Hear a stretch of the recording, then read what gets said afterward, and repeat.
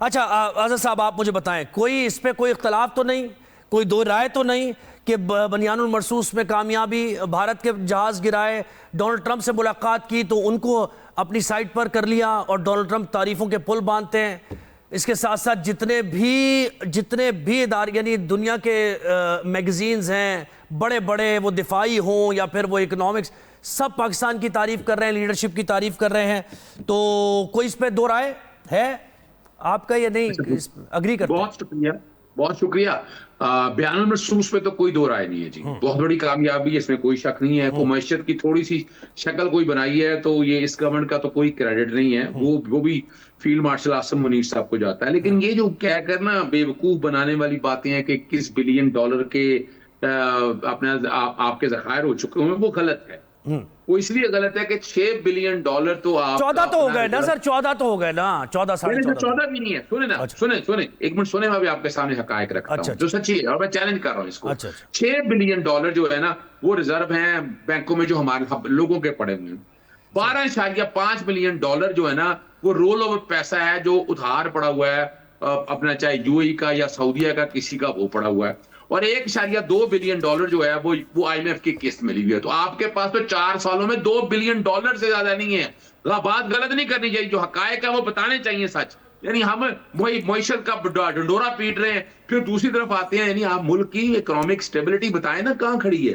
भाई देखे ना, आप देखें आपकी महंगाई सिंगल डिजिट में पहुंच गई। सर सवाल ही पैदा नहीं होता। आपका इंटरेस्ट रेट जो है वो 10.5% है तकरीबन। छोड़े ना, ये छोड़े ना इसको, अभी ले लें। हाँ। अभी आप अपना 20 किलो का आटे का तेल अपना 1400 या 1600 का था, अब 2200 पे जा पहुंचा है। चीनी की कीमतें आप उठाकर देख लें, क्या बात कर रहे हैं? फूड इन्फ्लेशन की आप बात कर रहे हैं भाई। लेकिन मसला ये है कि मैं यही कह रहा था ना, आप कहीं ना कहीं से आपने घुमा फिरा के ना आपने कुछ ना कुछ नेगेटिव पहलू निकाला। अभी हम बात कर रहे हैं फील्ड मार्शल की उन कोशिशों की कि मुल्क को मुस्तहकम किया, डिफॉल्ट से निकाला, ठीक है? कोई यार, आप डिफॉल्ट में कभी थे ही नहीं, माजरत के साथ। ये गलत बात है कि आप डिफॉल्ट में थे, बिल्कुल डिफॉल्ट में नहीं थे आप, ये गलत बात है।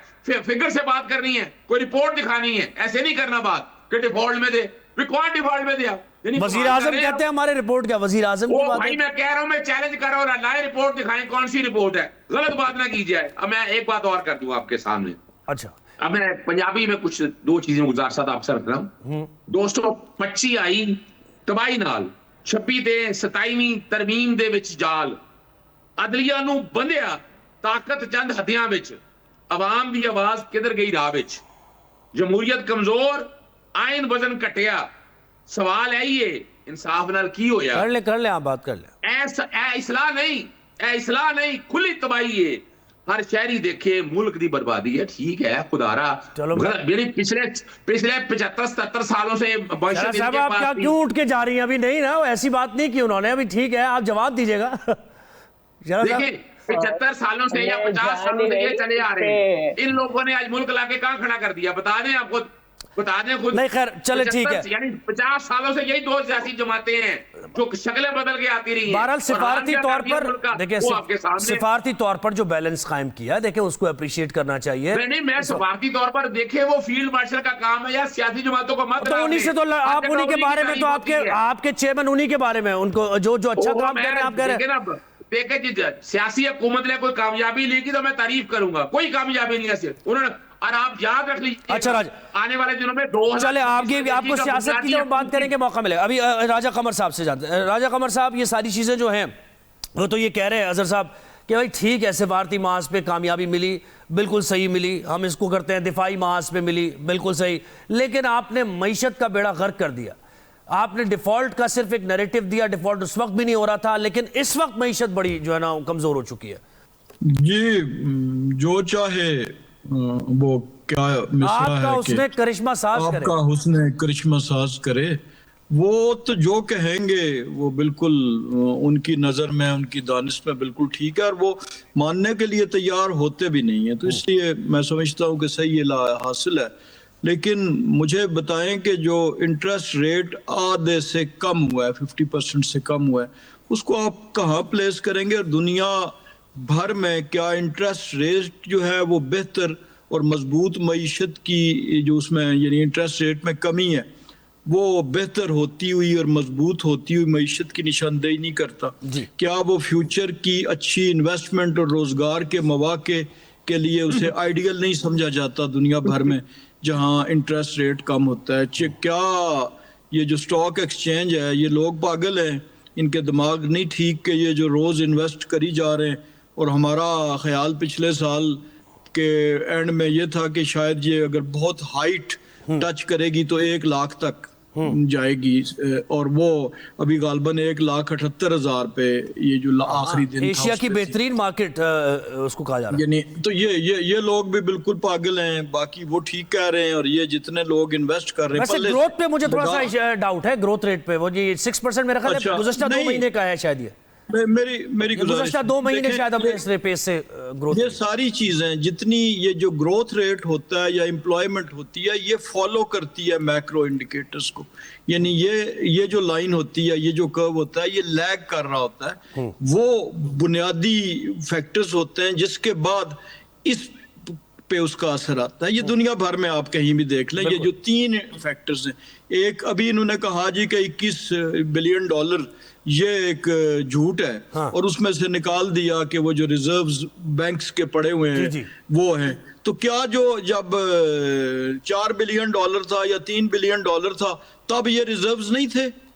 तब भी तो थे ना। तो उसी में से माइनस करके आप तो कंपैरेटिव हम स्टडी कर रहे हैं ना। सही है, इसी तरह जो इन्होंने दूसरा बताया वो $12 बिलियन जो है वो तो रोल ऑन है।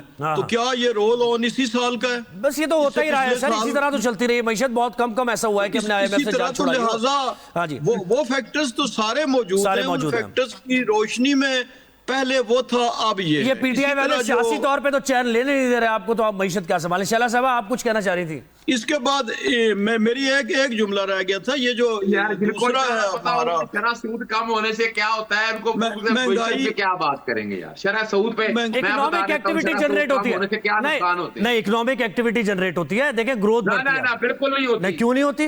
अभी सर्च करें गूगल के अंदर, मैं बता देता हूँ। यानी देखें कामयाब वाले क्या करते हैं, बेहतर भविष्य के लिए क्या करते हैं, में इजाफा, टैक्स साहब आप किसी दूसरे की भी सुन लिया करें ना। सनती और ज़रूरी पैदावार, ये तरीका ठीक नहीं है।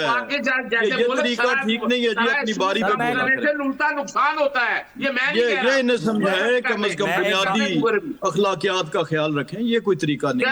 आपने बात की, हमने खामोशी से सुनी। मैं आपको ये चैलेंज के साथ कह रहा हूं। अब हम कर रहे हैं। आप मुझे बताएं अजहर भाई, एक बात है, बोरोइंग बढ़ेगी या कम होगी? शरह सूद कम होगी?